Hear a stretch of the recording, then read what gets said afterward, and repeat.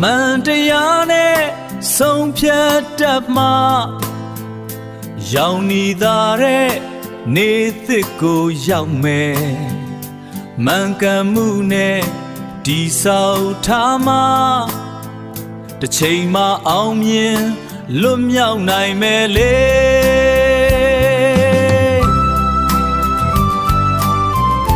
အဝေးမတွေ့နဲ့မိငယ်ရေ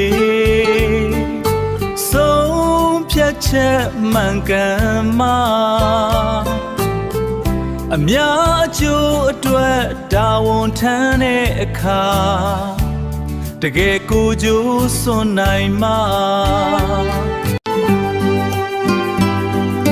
တန်တရားလမ်းမှာချောမွေဖို့အတွက်ရင်ဆိုင်ပါအမှန်တရားဖြင့်မိငယ်ရေ